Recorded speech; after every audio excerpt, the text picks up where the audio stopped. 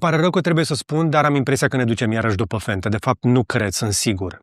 Suntem cu toții șocați și furioși, mai ales după ce am văzut investigația Recorder. Mulți dintre noi bănuiam, dar peste 4 milioane de români la momentul înregistrării mele s-au uitat la acel material și fiecare vizualizare este un vot de blam, adică împotrivă, ca un fel de moțiune de cenzură a bunului simț împotriva tuturor puterilor din statul român.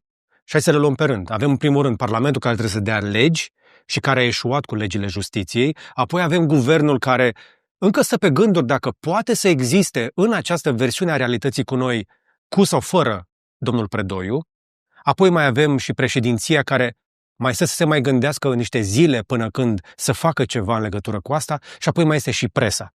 Pentru că acele milioane de oameni care s-au uitat pe internet la o astfel de investigație nu au văzut-o la TV. Dar nu asta e fenta.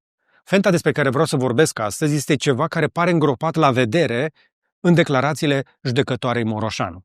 Pentru că, da, investigația Recorder este foarte dură și foarte adevărată. Însă am fost cu toții uimiți și șocați de, nu știu, ce trebuia să fie acea conferință de presă de la Curtea de Apel. Aici, la Curtea de Apel București, muncim foarte mult. Conducerea nu ne ajută de niciun fel. Suntem terorizați pur și simplu, da? Cu acțiuni disciplinare și tot ce știți dumneavoastră că ni se întâmplă. Nu vreau să vă spun cum este atmosfera și în ce situație toxică și încordată suntem. Pe mine m-a uimit însă, cel mai tare, interviul dat după de judecătoarea Moroșanu și nu e vorba despre problemele din justiție acolo, ci despre această declarație a ei. Nu vor mai putea fi susținute financiar de stat. Nu este problema numai a statului român, este o problemă pe toată planeta, da? În Europa cel puțin se discută în toate statele de creșterea vârstei de pensionare din acest motiv. Da? Deci eu nu cred că vor fi susținute economic. Chiar dacă acum vor rămâne așa, cred că în foarte scurt timp, 5-10 ani, nu vor mai exista deloc pensii de serviciu. Pensiile speciale nu vor mai exista deloc.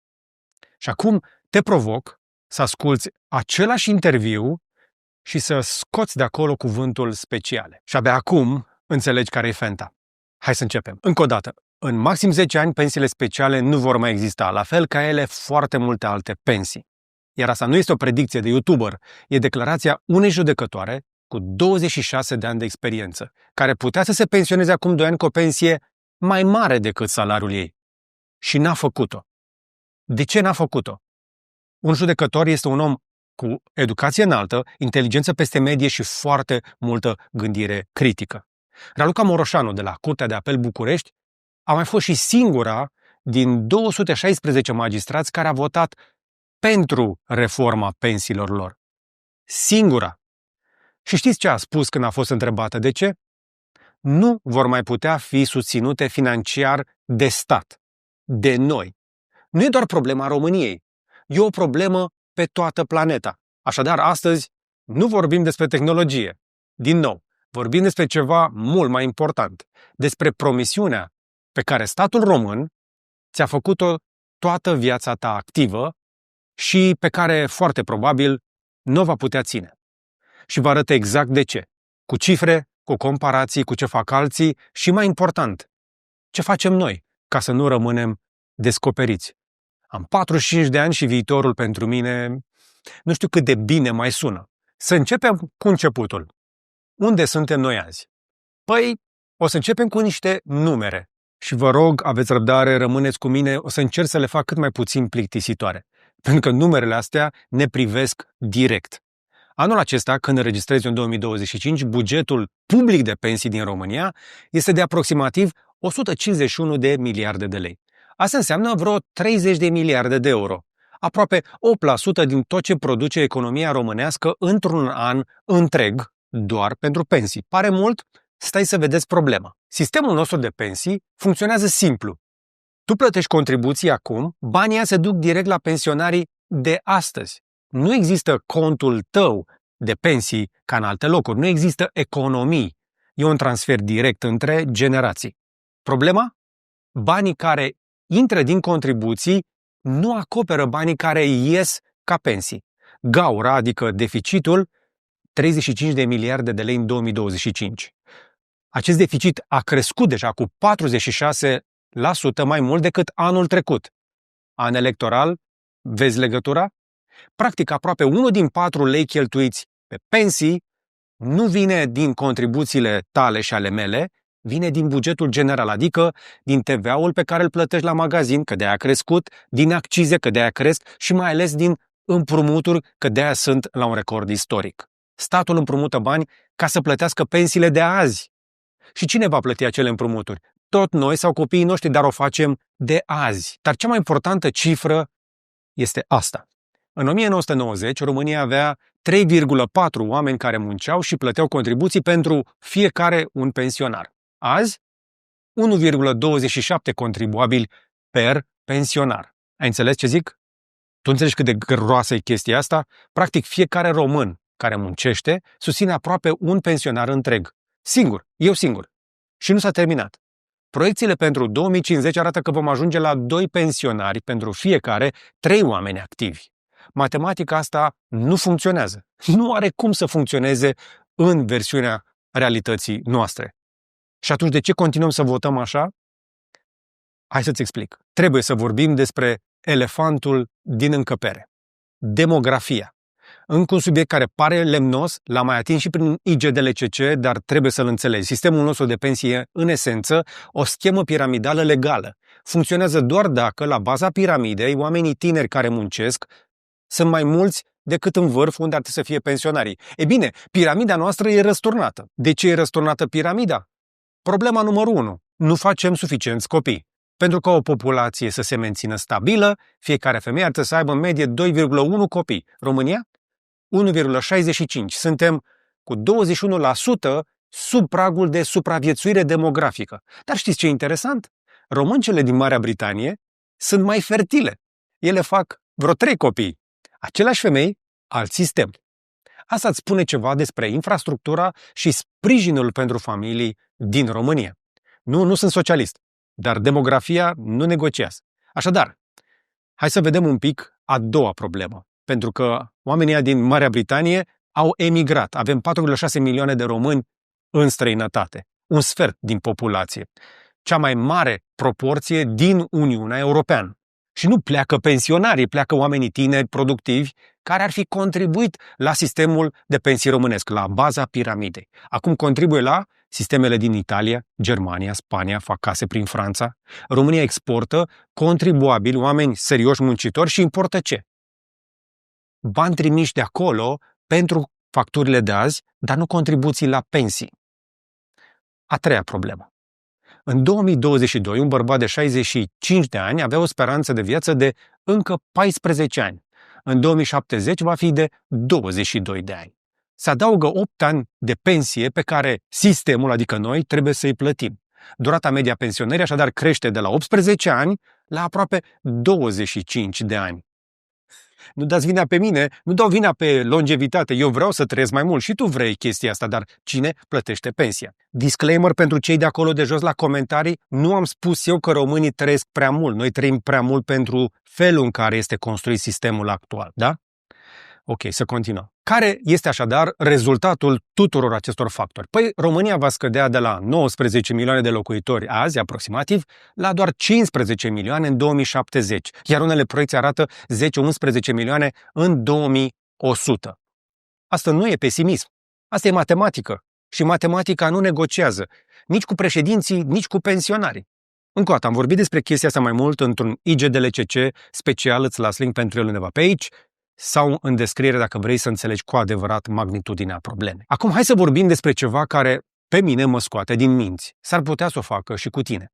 În timp ce sistemul de pensii național se prăbușește, în timp ce pensionarul mediu din România primește undeva sub 600 de euro, există cel puțin o categorie de români care primesc de multe ori mai mult, de vreo 9 ori mai mult. Pensia medie a unui magistrat undeva pe la vreo 5.000 de euro. Da, oameni cu înaltă calificare, multă răspundere. Cu toate astea sunt 5.000 de euro. Pentru că 87% din acei 5.000 de euro pentru fiecare magistrat nu vin din contribuțiile lui la sistemul de pensii, Vin direct din bugetul de stat, din taxele tale de astăzi. Că de-aia crește TVA-ul încă o dată. Un magistrat se poate pensiona la 48 de ani, tu la 65. El primește 80% din ultimul salariu, tu primești 41% în medie. Așa au pățit și părinții mei. Judecătoarea Moroșanu a explicat perfect de ce colegii ei se cramponează de pensiile speciale. Pentru că să știți că colegii nu sunt speriați în esență de vârsta, în sine, de vârsta de 65 de ani. Sunt speriați de perspectiva de a rămâne încă 20-25 de ani într-un sistem ca cel pe care l-au creat doamnele pe care le-ați văzut dumneavoastră în conferința de presă. Și acum vine partea absurdă. Uniunea Europeană ne-a cerut să reformăm pensiile speciale ale magistraților ca să deblocăm 231 de milioane de euro din Planul Național de Redresare, Reziliență, banii aia de la UE. Banii pentru autostrăzi, spitale, digitalizare, ați auzit de ei. Și ce s-a întâmplat? Guvernul a propus o reformă. Înalta Curte de Casație și Justiție, adică sistemul de justiție, a sesizat Curtea Constituțională, judecătorii aia pe care nu-i poate convinge nimeni de nimic decât ce vor ei. Unanim, 102 voturi la 0. Practic, o categorie de angajați ai statului blochează reformele fiscale necesare supraviețuirii economice a țării ca să-și protejeze privilegiile. Asta se numește o captură de stat și e cel mai clar simptom al slăbiciunii guvernării românești. Deci de fiecare dată când aud de chestia asta, mi-am aminte de faza aia din 300, când Leonida se duce acolo sus pe munte, știi? Și vorbește cu ăia care sunt diformi, așa urâți, dar ăia hotărăsc. Nu știi de ce, dar ei sunt acolo sus. Cineva i-a pus acolo sus și ei hotărăsc. Și Leonidas, care era liderul oamenilor, se duce la luptă fără acordul lor, pentru că ăia nu-i poate obliga nimeni să facă nimic, nici măcar oamenii de sub ei. Judecătoarea Moroșanu a mai spus apoi ceva care m-a lovit. Este o capcană. Mai este un lucru. Este o capcană. Poți să-ți iei decizia de pensionare, ieși la pensie. La 50 de ani ai speranța de viață de 25 de ani și nu știi ce se va întâmpla, cât vor mai valora banii ăștia peste 25 de ani. Doamna aceasta a înțeles ce mulți nu vor să vadă. Chiar dacă pensiile alea speciale ar mai rămâne, și o să mai rămână o perioadă, inflația, adică scumpirile și presiunea bugetară o să le topească. E doar o chestiune de timp. Asta face statul că rămâne fără bani. Ridică inflația, prețurile cresc, că degeaba le dai oamenilor mai mulți bani la pensii, cum au făcut în 2024-2025, dacă nu le crești și puterea de cumpărare. Ok, poate voi vă gândiți, George, poate exagereze, alte țări cum stau? Păi, hai să vedem. Ziceam că România cheltuiește vreo 8,5% din PIB, din tot ceea ce producem noi într-un an, pe pensii. Media UE e mai sus, 12,2%, Italia și Franța sunt la 15%, îmbătrânesc. Pare că suntem un pic mai cumpătați, nu? Greșit. Diferența este că țările alea pe care ți le-am zis colectează mult mai mult. Franța colectează 45% din PIB în taxe. România 27%. Noi încercăm să avem beneficii de tip vest-european cu venituri de tip est-european. Nu merge. Nu cu sistemul actual de taxare, oricât de mult nu ne convine. Hai să vedem țările cu sisteme sustenabile. Ai Olanda, Danemarca, Suedia, au făcut ceva diferit. Au combinat o pensie de stat de bază modestă, piloni privați foarte puternici, fonduri de pensii ocupaționale, mecanisme automate de ajustare legate de speranța de viață. În Olanda, spre exemplu, pensia de stat e doar baza. Restul vine din fonduri private în care angajatorii și angajații contribuie obligatoriu de decenii. De ce credeți că politicienii de la București toți au pus ochii pe pilonul 2? Vor să bage banii aia în consum azi, în loc să ți-i lase la pensie când o să ai tu nevoie de ei. Dar hai să vedem și America, că mulți o dau ca exemplu de capitalism funcțional. Social Security, sistemul public de pensii americani, se va epuiza în 2033. Nu e o predicție catastrofală, e raportul oficial al administratorilor sistemului din iunie 2025, anul ăsta. Când se epuizează, legea americană interzice Social Security să se împrumute. Și ce se întâmplă? Se vor tăia automat beneficiile cu 19-23%. Într-o țară în care puterea de cumpărare scade, vor scădea pensiile efectiv. Concret, un cuplu american care se pensionează în 2034 o să primească cu $18.000 pe an mai puțin decât li s-a promis. Voi înțelegeți chestia asta? Și știți ce e cel mai trist? Nici măcar Congresul American nu face Încă nimic pentru asta, pentru că pensionarii votează masiv, iar orice politician care propune reforme își distruge cariera. Sună familiar? Și acum să revenim în România, unde pensionarii reprezintă un sfert din populație, dar au o prezență la vot mult peste medie. De-aia niciun partid nu vrea să fie ăla care taie pensiile, de-aia niciunii nu vorbesc, așa că toți amână și datoria crește și problema se agravează pentru că tinerii nu vor să meargă la vot, dar bătrânii merg, tinerii trebuie să plătească și când văd că țara nu merge înainte, emigrează și nimănui nu pare să-i pese de problema adevărată. Pentru că acum trebuie să vorbim despre ceva la care aproape nimeni din România nu se gândește când vine vorba de pensii. Automatizarea și robotizarea. Sper că nu ai cedat încă psihic. Hai să-ți explic. Sistemul nostru de pensii se bazează pe taxarea muncii umane. Tu muncești, ți se rețin contribuții, banii aia merg la pensionari. Dar ce se întâmplă când munca umană e înlocuită tot mai des de roboți și inteligența artificială? Și nu vorbesc din filme, se întâmplă as we speak, adică se întâmplă fix acum. Raportul World Economic Forum din 2025 proiectează 92 de milioane de locuri de muncă eliminate global până în 2030. Eu cred că o să fie mai rău. Da, se creează și altele, vreo 78 de milioane. Dar tranziția între cele două lumi e brutală. Alte rapoarte vorbesc de vreo 30% din orele de muncă actuale care ar putea fi automatizate tot până în 2030. Și aici e problema fundamentală. Roboții nu plătesc contribuții la pensii. Dacă o fabrică înlocuiește 100 de muncitori cu o linie automatizată, productivitatea crește. Că ea nu cer nici concediu, n-au sindicat, știți povestea.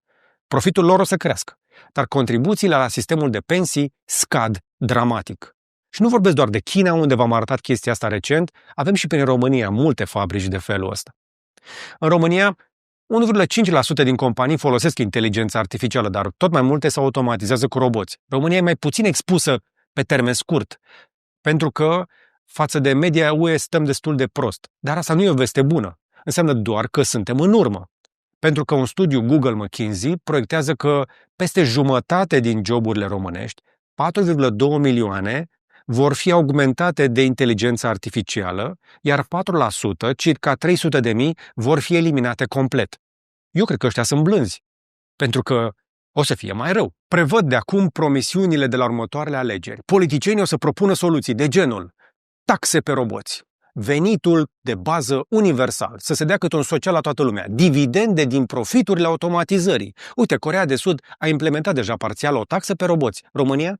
Nici măcar nu discutăm serios despre asta. Suntem prea ocupați să ne certăm pe pensiile speciale, care sunt un red herring, adică sunt o fentă după care ne ducem, când de fapt ar trebui să vorbim despre toate pensiile. Judecătorii sunt doar primii care s-au prins care-i fenta. Și aici e problema, pentru că suntem pe cont propriu. Ok, am dat destule vești proaste, dar trebuie să vorbim despre ce putem face efectiv dacă chiar vrem să supraviețuim sau nu vrem să emigrăm. O să fie destul de greu să începi să cotizezi acum, poate după 40-50 de ani, la alt sistem de pensii. Nu te poți baza pe statul român pentru pensie. De la asta trebuie să plecăm. Nu pentru că e rău intenționat, ci pentru că matematica nu ne permite să ne ținem promisiunile. Nu le permite politicienilor să-și mai țină promisiunile după 30 ceva de ani în care au ars-o aiurea pe datorie. Ca să recapitulăm problema, avem așadar schema celor 3 piloni. Pentru că România are acest sistem de 3 piloni, însă pilonul întâi este cel care e cel mai greoi. Pensia de stat, aia de care am vorbit, în deficit cronic, imposibil să te poți baza pe ea. Apoi avem pilonul 2. Astea sunt pensiile alea private obligatorii. 4,75% din salariu merge automat într-un fond privat. Asta funcționează pentru angajații care au sub 45 de ani și au ceva speranță că o să-și încaseze ceva de acolo. Apoi vine pilonul 3, pensiile private voluntare, adică poți tu să contribui în plus și primești o deducere fiscală. Vestea bună, pilonul 2, spre deosebire de statul român și sistemului de pensii, a performat decent. 7,7% anualizat randamentul din 2008 până azi. Are deja 30 de miliarde de euro în active, că de-aia vor să ia de acolo, 8,3 milioane de participanți, adică inclusiv eu am pus bani acolo. Vestea proastă e doar 6,8% din PIB. În Olanda, fondurile de pensii private reprezintă 67% din PIB, de 10 ori, suntem la an lumină distanță. Pasul 2. Verifică-ți contul de pilon 2 pe site-ul ASF sau la administratorul tău de pensie. Sper că știi unde să duc banii tăi. Asigură-te că toate contribuțiile tale se fac corect. Dacă ești angajat, angajatorul trebuie să verse automat acolo. Și apoi, investește pe cont propriu. Dacă vrei să ajungi la pensie cu un venit decent, nu doar să supraviețuiești, trebuie să economisești și să investești dincolo de pilonii de pensie. ETF-urile sunt cele mai eficiente fiscal. Dividendele reinvestite nu sunt taxate anual, doar câștigurile de capital la vânzare. Am mai vorbit despre chestia asta, o să mai vorbesc despre investiții aici. Acesta este momentul cheie din tot acest material. Recomandarea mea, și nu doar a mea, mai ales a specialiștilor, trebuie să țintești până la o cincime din venituri pe care să-i duci în economii. Știu că sună mult, dar uite-te un pic așa la problemă. Dacă pensia de stat îți va da 40% din ultimul salariu, ai nevoie de încă 40% ca să treci decent. Aia trebuie să vină de undeva. Așadar, începe cu 5% din veniturile din fiecare lună, apoi crește cu 1% la fiecare mărire de salariu dacă ai așa ceva. În 10 ani ajungi unde trebuie fără să simți prea multă presiune pe veniturile tale. Magia e în timp și în dobânda compusă. Am mai explicat chestia asta și în alte clipuri, mai cercetează, învață. 200 de euro pe lună, investiți 30 de ani la 7% medie anuală, devin 250.000 de euro. 200 de euro pe lună nu sunt puțin, știu, dar e diferența dintre libertate la 65 de ani și dependență de un stat care nu-și permite să ne susțină pe noi toți.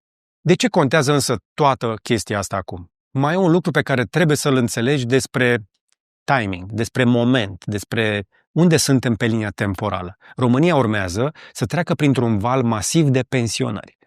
Nu știu dacă ai auzit de generația decrețeilor, nu știu dacă ți-a păsat până acum. Sunt cei născuți după interzicerea avortului în 1967. Ei încep să se pensioneze spre finalul acestui deceniu, până în 2030. E cea mai mare cohortă, să zicem așa, cel mai mare grup din istoria României.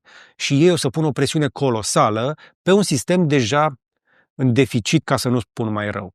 Comisia Europeană proiectează că, în aceste condiții, deficitul sistemului de pensii românesc va atinge un maxim de peste 5% din tot ceea ce producem prin 2046-2047.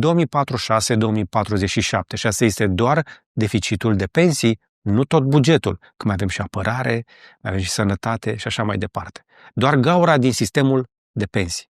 Da? Eu am 44 de ani. Teoretic, aș mai avea ceva timp până la pensie, dar v-am spus de nenumărate ori. Nu mă bazez pe pensia de stat. Nu mai am salariu de ani de zile. Am pilon 2, am pilon 3, am ceva investiții, am și ceva proprietăți. Nu pentru că sunt bogat, ci pentru că am înțeles acum 20 de ani că promisiunile politicienilor nu vor plăti facturile. Exact cum au înțeles și judecătorii. Judecătoarea Moroșanu avea dreptate. Trebuie să gândim în perspectivă și să găsim alte soluții economice. Ea, cu 26 de ani în sistem, la vârf, cu acces la toate informațiile, a ales să nu se pensioneze anticipat, deși putea. A înțeles că sistemul nu e sustenabil.